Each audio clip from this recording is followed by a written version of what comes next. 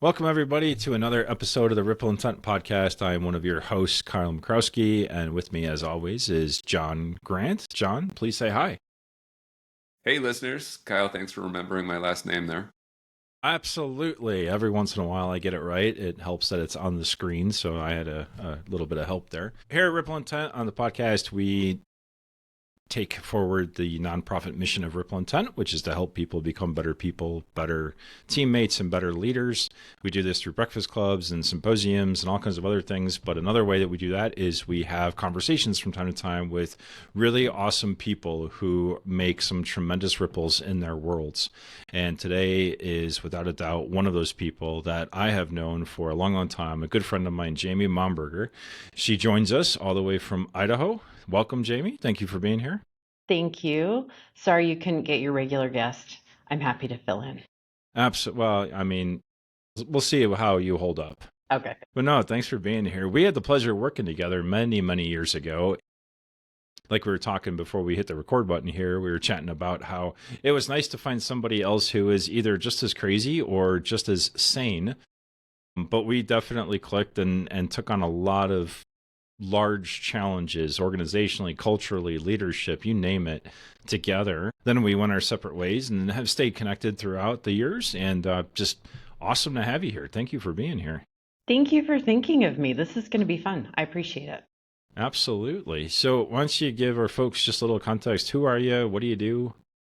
Yeah, so my name's Jami Momberger. I am currently the Senior Director of Patient Experience here at St. Luke's in Boise, Idaho. I fell into this work almost 20 years ago. I'm an attorney by background and had two kids way too close together. So I stayed home for a couple of 18 months with them, and then I needed somebody to tap me out. I needed to be a better mom, which meant I needed to go back to work, and kind of fell into healthcare. And I'm so glad I did. That helped me fulfill my bucket, which is I need to interact with people every day who are doing meaningful work because I need to feel like I'm doing meaningful work. And falling into this idea of patient experience was really fortuitous for me. It really has been an interesting career. I've been able to develop programs at several organizations. And what I love about it is, so when I started 20 years ago, my current boss at the time was also the project manager, funny enough, Kyle, for our new two towers that we were building at the University of Utah.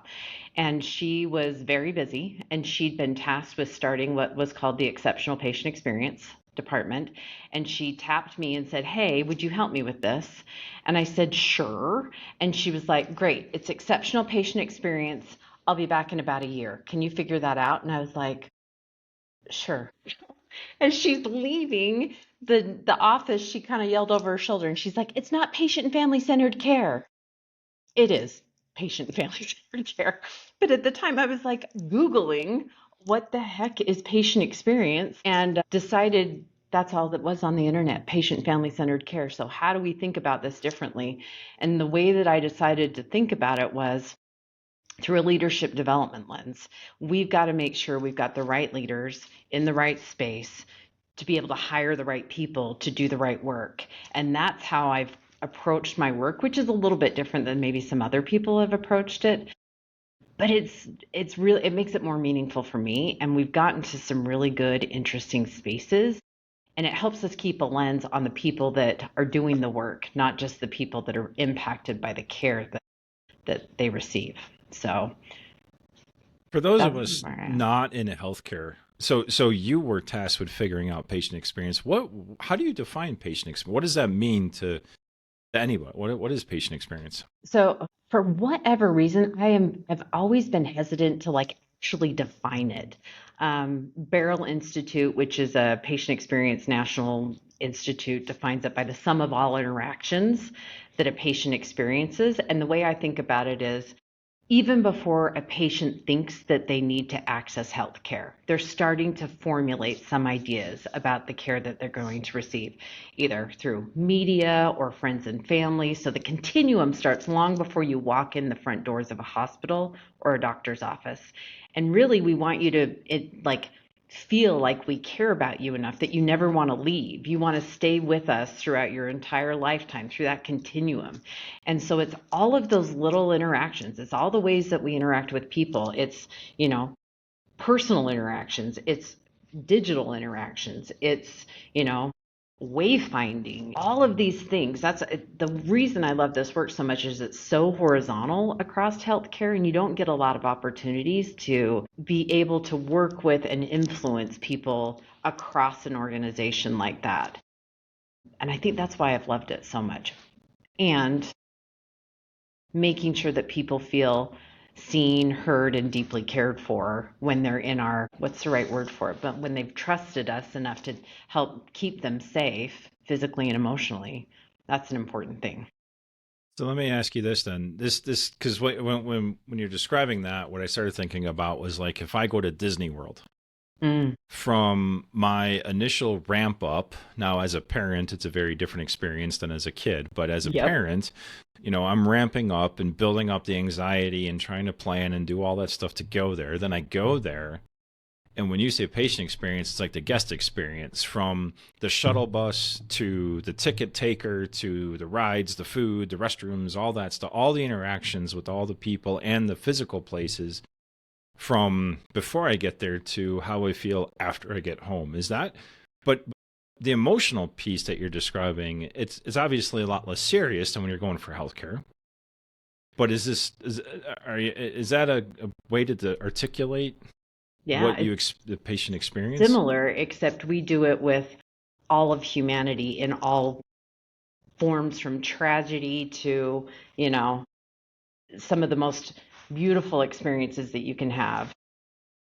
True. But no matter, I usually don't take my clothes off at Disney. Not often. It's fair. It's like when you go and you meet a provider for the first time, and the first thing they say is, "Can you take your clothes off?" And you're thinking, "You haven't bought me a drink yet." So like, there are a little bit of a different way we think about it. The other thing about Disney World, which is kind of similar, is you give them so much more money than you ever anticipated. And the same is true for healthcare, right? That's very true. Fair. That's a very, very true statement. So that alone, so when you go into Disney, you're like, oh, I'm going to be smart, I'm going to be intentional. But when you go into healthcare, you don't have that. Usually you're like, I'm going to lose a lot of money no matter what I do. No matter how smart I try to be, it's going to be really expensive. So, and you choose not to go to Disney World. At times, you should not choose to not get health care, but people do because they're worried about the finance piece of it. So your job for the last couple decades has been trying to make the healthcare experience by somebody, whether it's a patient or a family member, whoever, you want to make their experience, I don't want to say less painful, but less anxiety driven. You want to make it a good experience, a net positive. And overall, when they're done, they're like, okay. Yeah. One of the things that I think about early on, people talked about patient satisfaction a lot. And that like was nails on a chalkboard to me. And I finally, Fred Lee, who actually wrote If Disney Ran Your Hospital, does a great job of explaining this. But before I'd even heard that spiel, I had a story that helped me come to terms with it, which is, when I was working, we had a family, this cute couple that was at our fertility clinic, and they'd struggled for years to get pregnant, and they finally did. It was so great, right? So exciting. Mom's out running errands. She's about 7 months pregnant, and she gets in a terrible car crash. Like, engine block, ends up in the passenger compartment. Not good. They fly her up to the hospital. She's in surgery. In the meantime, they get a hold of her husband, who's at work, and his life is now crashing around him. He runs up to the hospital. But before he's able to get there, they're in emergency C-section, and she has the baby, and she's out. And they know that she's never going to meet her baby because her baby didn't make it. And they had a bereavement program, and in that moment, they were empathetic enough to know that she was never going to have that moment. So they dressed the baby up, put it in a cute little outfit, and took pictures with the baby, with mom, in the OR. And then when dad got there, they let him carry that baby around for as long as he could and needed to grieve through that process. Mom was in a medically induced coma for a while. And when she woke up and finally left the hospital, they actually stopped me on their way out the door and said, "This has been the worst thing that's ever happened to us. And all of you have made it an amazing experience." And that's the difference. They did not leave satisfied. Not one thing about that was satisfying, but they left in a way that made them know that we cared about them. And that experience was something they'd remember in a positive way for the rest of their lives.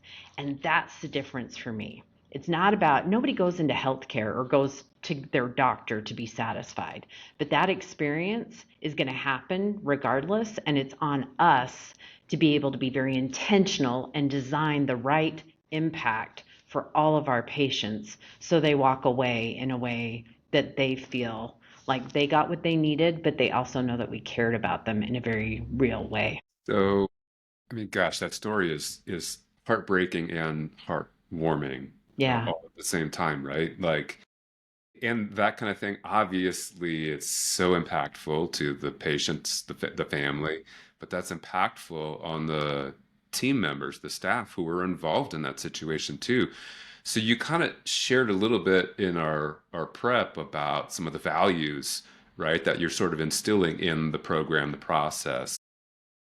So let's head down that path, like a Yeah. little bit more about why, how you're sort of changing this model around patient experience. Yeah. So here, when I got to St. Luke's in Boise about a year ago, they were like, "Hey, your department's called Care Experience." And I was like, "What does that even mean to anybody?" So I started asking around. I was like, "What does it mean to you? What does it mean to you?" And no one could give me any kind of meaningful answer.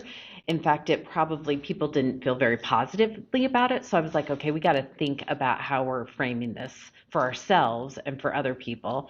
And so we started talking about how do we want to even talk about this and came up with humanizing healthcare.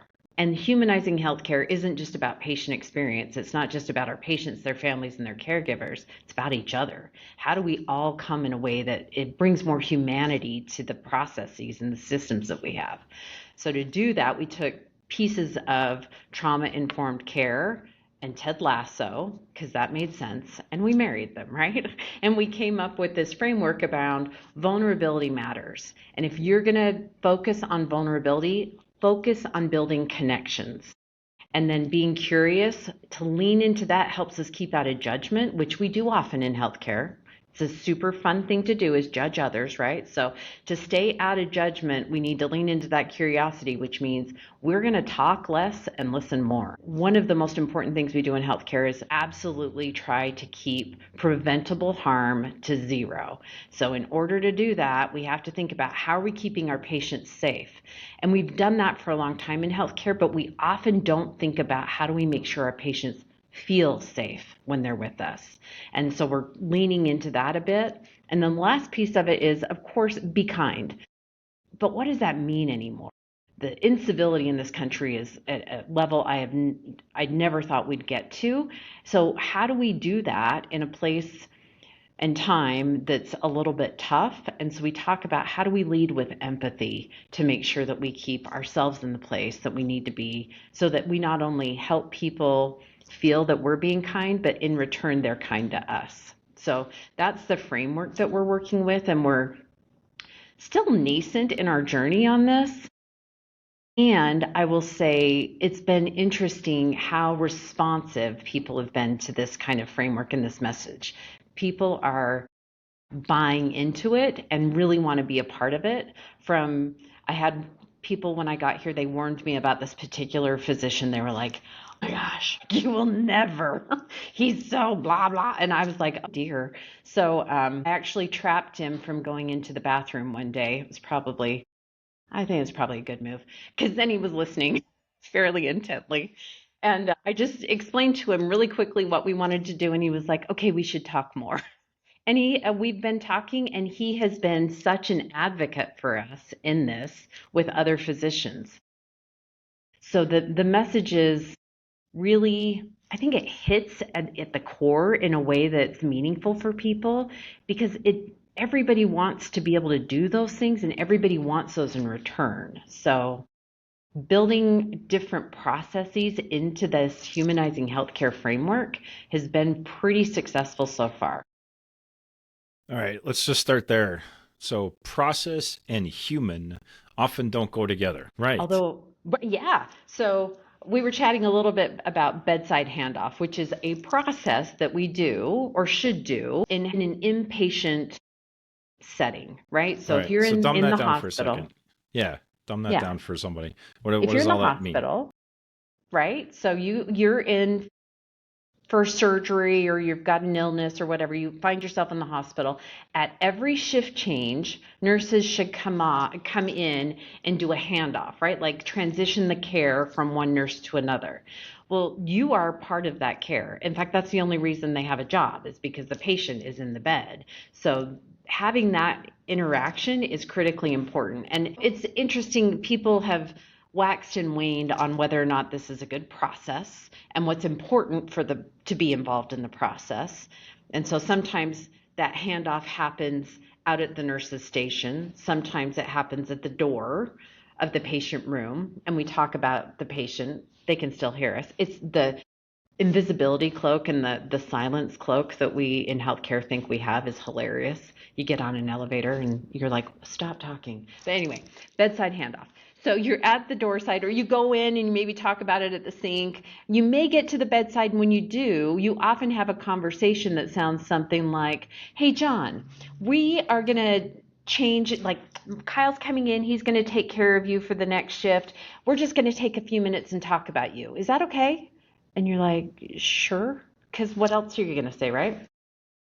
And then we proceed to have a conversation that you may or may not understand, right? Using words that you may or may not know what they mean, because they teach you all sorts of cool words when you become a nurse or a physician, right? So, for example, a quick story. My dad had quadruple bypass surgery a couple of years ago, and I happened to be in his room during handoff.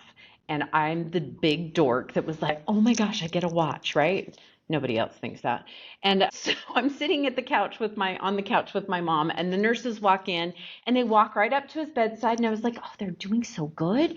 And they introduced themselves, and then they backed up about 7 feet to the counter and leaned against the counter and had a very clinical conversation. Now, my dad's in the ICU.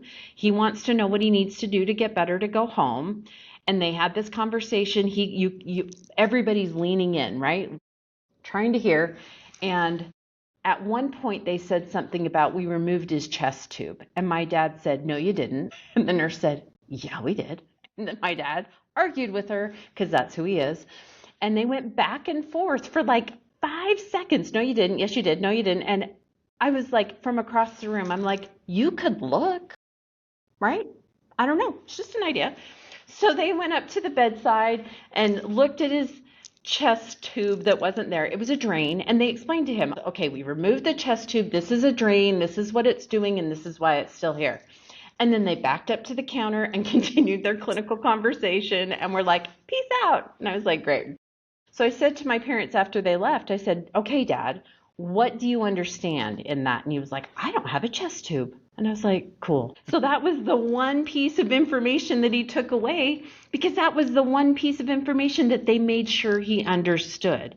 And if you are the patient in the bed, you should have, and you have every right to have, every bit of information about you. It's been said, nothing about me without me.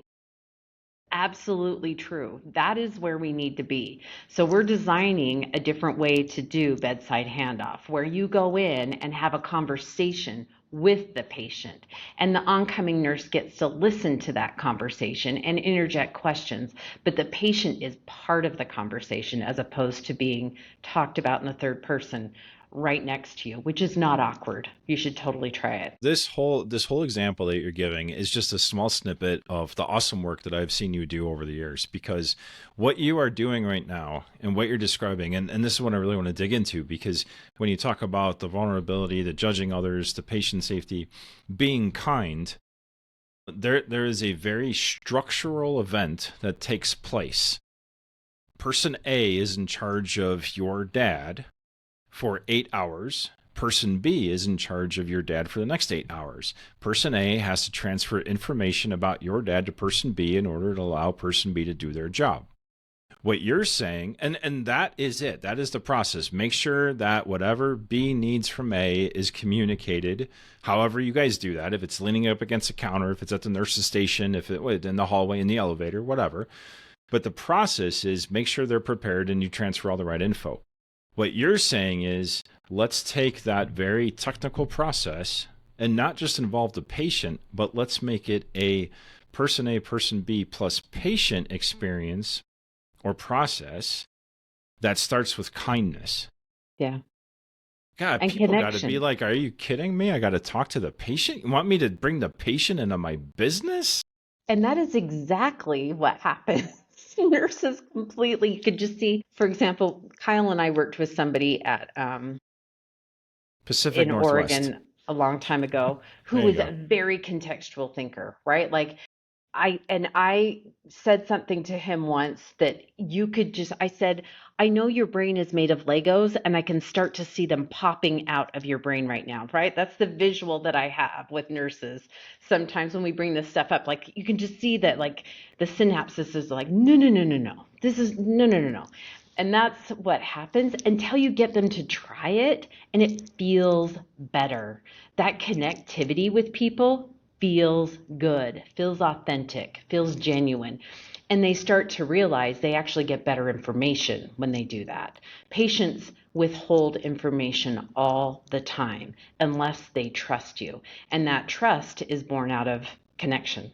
And if we don't do that, people will often say, no, no, no, I'm fine. When really their pain level may be at a 7 or 8, but they don't want to bug you because they don't know that you won't ignore them or, they're worried about whatever will come out of that. So trust is huge. And this handoff is just one of the key ways to start to get us to build that trust in a meaningful way. So how are you seeing this transition happen, right? Like the Yeah. impact on the staff. So you're seeing them start to like flash, some lights pop in, and they're getting the process.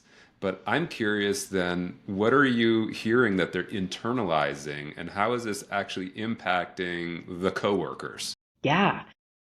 So, a couple of things. One thing that happens when you don't have a conversation with the patient, sometimes you have it outside the door, and it's that judgment piece. Oh my gosh, Kyle last night sucked my soul. Good luck with that. And they say stuff like that. And then John's like, okay, this is going to be a great day, right? So you kind of like it starts to wear on you, and you haven't even met Kyle. And maybe Kyle and you would have hit it off, but now you walk in with this prejudgmental idea about who he is and what you're going to day, what kind of day you're going to have. So that has removed some of that, which has really made a difference in the positivity on the units. Another thing is some of the time, like when you go in and you do a handoff at the nurse's station and then you go in and do introductions and there are a lot of questions, instead of just having that conversation in the room, it ends up that you spend more time. So nurses are, working overtime and not getting out on time. And now we had a conversation with one of the units that tried this a couple of months ago, and they were not excited to try. And yet it's been almost 6 months, and we went back and talked to them, and they were like, we will never go back for so many different reasons, right? The positivity on the unit is better. They get out of work on time and they have better relationships with their patients. Why wouldn't you want any one of those things, let alone all of those things? So it really is impacting the mental and emotional load that those nurses are carrying. One of the other interesting things is, civility in healthcare is really, we've struggled the last couple of years. People come in heightened and ready to fight and advocate, and we sometimes misinterpret that and come back and lash out in a way that just escalates instead of de-escalates. And this has helped us be in a better place, see people as humans, and understand,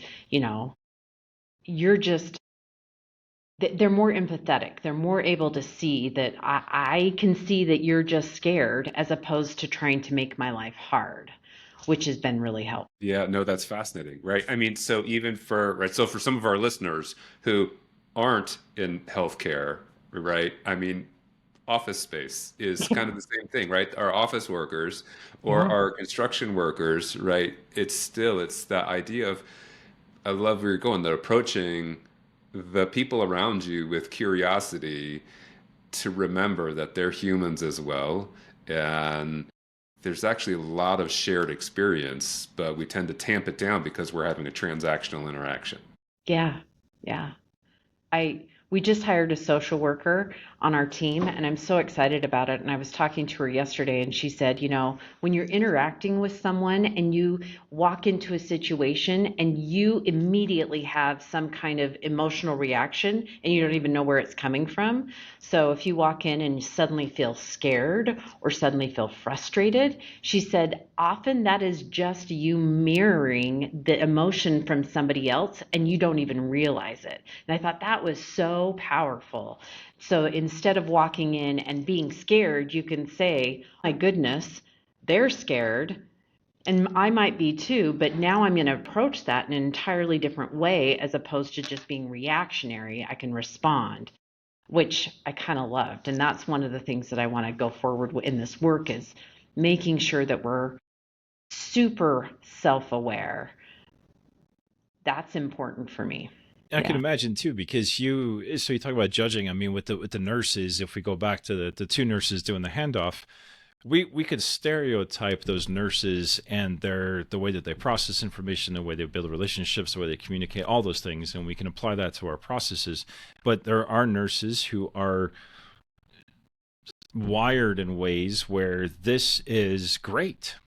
Okay, we're bringing a third person to the conversation. Awesome. There are many who are in the field, and hence the stereotype, who are going to go, no, this is not going to work. And that self-awareness of, why don't I feel this will work? So starting from a place of not, oh, now I got to do something different. It's more of, what am I naturally more inclined to do?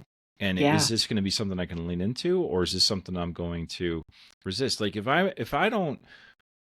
I'm just doing my job, I say, if I'm doing all the things I'm supposed to do as a nurse, I may build some relationships with some patients by accident because we chit chat and it's nice. Most of them may just be, hey, we have our, like John said, we have our transactional interaction. I do this, you do that, we're good. Check the box, off we go. Now you're saying, let's make this it's almost force a connection, but we're forcing it through our natural course of business. You have to transfer this information anyway. All I'm asking you to do is transfer it with another person. That's got to cause some change in anxiety to go, well, they're not going to understand what I'm saying. They're not going to understand what we're talking about. I don't have time to spend with the patient. I can go through my technical jargon with the other nurse much faster than I can with the patient. Yep. But what you're saying is this probably will add time. However, the payback of that investment is tremendous. Yeah. So how do you get people to take that first step? Because I imagine, I mean, it's not just nurses, it's everybody. Everybody is resistant to change. I don't care what you say. No, you're not wrong. Everybody's resistant. And so here you're like, hey, we're going to do something different. What would you say would be like the best guidance for somebody who's like, I know this in my heart, if we do this thing, it's going to be better for everybody. But I can't just seem to make anyone take the first step. What advice would you have? A couple of things came to my mind when you were talking about that. So we talk about the patient experience. We are never going to ask you to do one more thing. We may ask you to change the how we do something, which is what we're doing with this. We should be doing bedside handoff already, but we're just going to talk about how can we do it a little bit differently, small tweaks to get a big change. And so asking people to lean into those small changes and like try them out, see what happens, helps. Storytelling is huge. Gathering those stories of people that are their colleagues and that they respect and having those people tell the stories, not just me, super impactful. And then the last piece is taking tasks, that's all like you talk about how many rote tasks there are in healthcare, like so many. So how do we take those tasks and turn those tasks into opportunities to build relationships? Keeping people focused in on the relationship building helps so much because it releases endorphins in your head. Like oxytocin starts to flow when you start to connect with people. And so you leave your day feeling better than you did before. So those are the types of things that we try and lean into. Like this is the right thing to do, and it's the right thing to do for you too. So try it. Just try it. So you spend a lot of time encouraging people, but you have this awesome superpower of getting people to understand or make that connection between process and people, the feeling of it. So you're like, initially people are like, okay, so, and this happens all the time. It's like, hey, we're going to change the process because it's going to be better for everybody. And most people roll their eyes and go, I've heard this line before. It ain't going to happen. That's not what you're saying. You approach it more of what would the world be like if you felt this way at the end? Or in your case, if you got to go home on time, people are like, that'd be awesome. I just don't see how to make that happen. And you're like, well, let me give you an idea. Maybe, just maybe, if you tried this, you could go home on time. Yeah, I call it Jedi mind tricking. And it's absolutely something we do every single day. And it works really well, right? If you can have people come up with that and make it their own idea, awesome. It doesn't need to be my idea. But if I can plant that seed and you can grow it into your idea pretty quickly, that's where we're really going to get something to happen. So we do Jedi mind tricks all day long. Absolutely. No, you can. So part of that, you can twist that and go, well, it sounds like you're manipulating people. I mean, in the kindest ways. Just kidding. But even all joking aside, I don't hear it as manipulation. I hear it as you literally walking people down the path of connecting. Hear how as a person, you could be benefited from whatever it is we're talking about. Yeah. And that is so often where I think in the working world, especially, we miss. And it's very hard. It actually is very hard for most people to make that connection. It's always process A, process B, and which one is more efficient. And you're like, which one's going to feel better? Which one's going to impact us as people more so? And most people look at you and can't answer that question. And they need that help and that guidance to walk them to that conclusion. You call it Jedi mind trick, and I think it's a heck of a lot more in the lines of like mentoring, awareness, facilitation, support. You might know the outcome, but getting them there, oh man, that's a superpower. Oh, thanks. It's what I love about my job too, right? That's the point. That seeing people connect the dots is the best endorphin release for me as well. So it's a little self-serving, but it makes the work better, and it really does. It feels good for me too. I mean, honestly. Yeah. Well, I mean, just hearing you talk about it, you can hear the passion behind and the excitement behind what you do. And so the fact that you've been doing it for so long and continue to do that work, yeah, it's got to make you feel good. Yeah. You said something earlier too that made me laugh. I was thinking, intentionality is so important. We talk about being intentional, but a lot of people come to things well-intentioned, which they think is enough, and they think that's the right thing to do. But it often gets you to a place where you didn't expect, right? Your impact doesn't match your intent. So we talk a lot about designing intentionally what the work and the process and the how we feel and how we want to make other people feel through that process to get to a designed impact.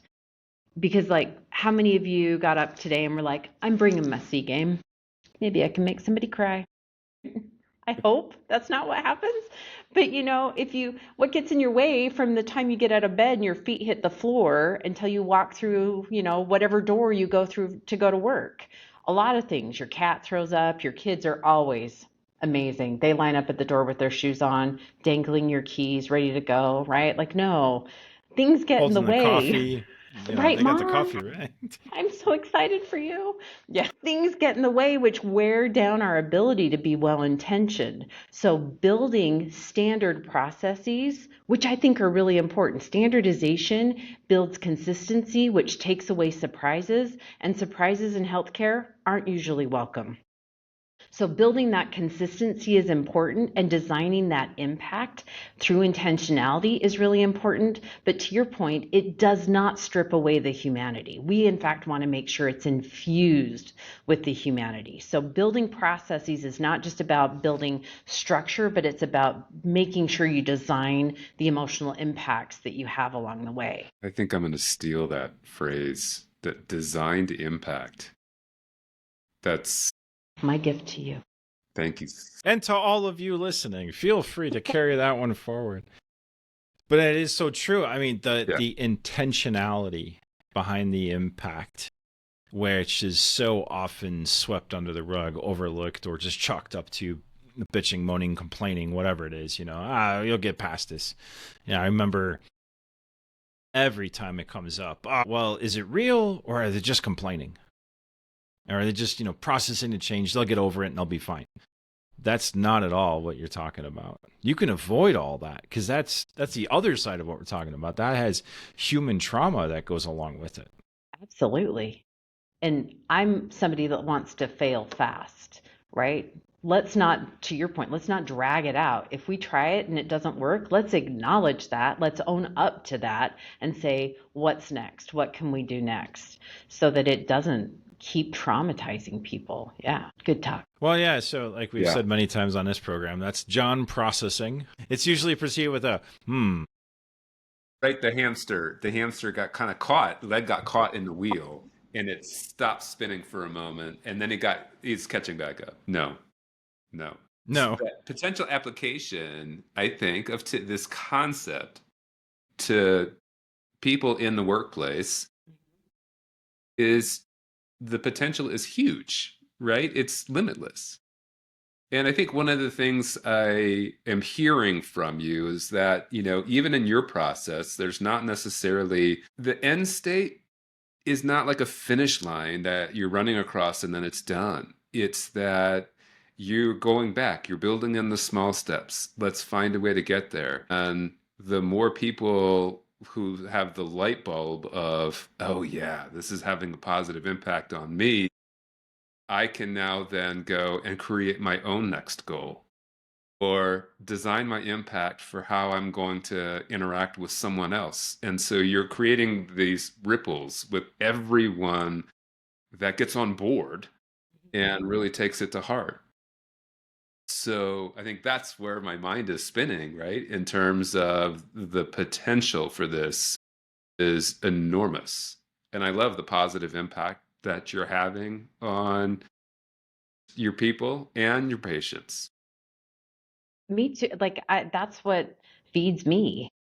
Seeing people happy in their work, in their outcomes, in the way that they feel cared for. Yeah, that's where the money is for me. Yeah. Awesome, Jami. I appreciate you being here today. Appreciate you joining us for the conversation and sharing your insights. I really do. People find you on LinkedIn if they want to follow up the conversation or reach out and just pick your brain. And I encourage you to do so. Absolutely. Awesome. Cool. Well, with that, I'm going to have to say we're done with this episode. For those of you listening, if you want to find Jon or I, look us up on LinkedIn. We're at rippleintent.org. Reach out to us at info@rippleintent.org if you want to email us. And if you know anybody who would like to join this conversation or should be a part of this conversation, please put them in touch with us. With that, until next time, thank you again, Jami. Appreciate you being here. And we will see you all on the next podcast. Take care.